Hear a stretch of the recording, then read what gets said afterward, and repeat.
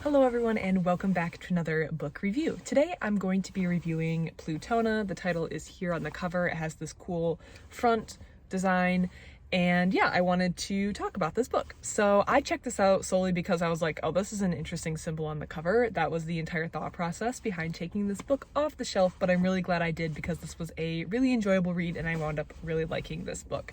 I believe this book contains 5 volumes of the Plutona series put together, and after adding this to my Goodreads shelf, I realized that this was written by Jeff Lemire. He's here on the cover, who also wrote the Descender series, which I read, and the Ascender series, which I have not read yet. So I've actually read stuff by this author before that I really enjoyed, so I'm glad that I picked this up. Plutona. So this book centers around 5 people who are nominally in each other's circles. We have Mai and Diana, or Diane, and then we have Mai's little brother Mike, who she's kind of in charge of watching sometimes. We have Ray, who's this tough boy who puts up this attitude at school but definitely has a rough home life. We have Teddy, who's kind of a nerd, obsessed with superheroes. And all these people are not only in each other's friend group, and you can tell that they're kind of at this stage in life where like things are changing, people's friend groups are shaking up, people are taking life in different directions.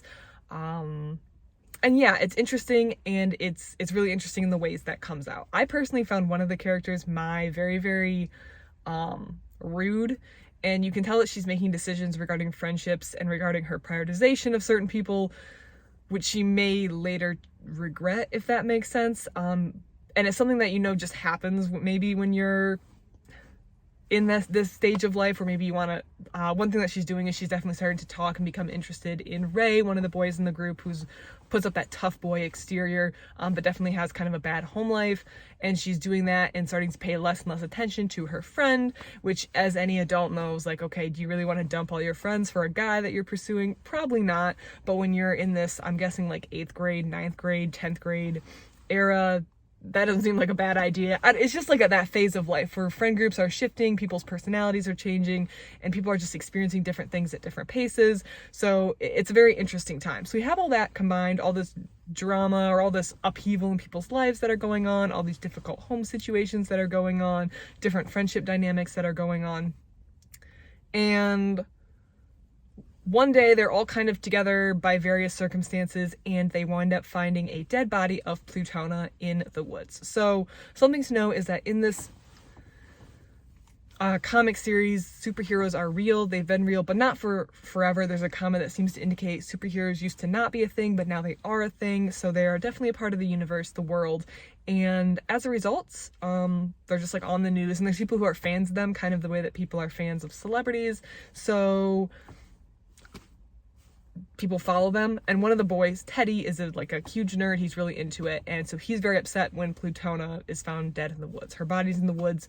So using the normal logic that kids use, they decide to not tell anyone, and this has really profound consequences on the entirety of the group, and leads to a chain of events, which leads kind of drastically to some things that happen at the end. So I will let you read the book if you like to read it, or if anything I've said sounds interesting, because I don't want to spoil the second half or all the consequences that come out of finding this body in the woods, but it is definitely very dramatic and maybe unexpected from just the initial choices that they took.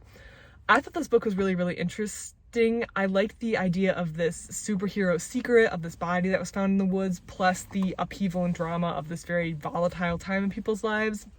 I like the behind the scenes of all the characters. We got to see the behind the scenes in the fact that we were seeing personal thoughts as well as the home lives of the individuals. So we were seeing the way that they were interacting with their families or their parents or their absent parents at home. I also liked the interludes where we were seeing things from maybe Plutona's perspective, which was put more in the classic comic style. This is a comic book, but the feel of the parts with Plutona's perspective were more like classic. I don't know how to describe it, but they felt different. They were in like more of this style, and the rest of it's in like maybe more of a modern style. I don't really know if that's like the correct way to put it, but that's how it felt to me, and I really liked the way it was all blended together. I also liked that all 5 volumes were put in one book. I think you can probably get all the volumes separate, but I just read them all at once, which made a very smooth read through.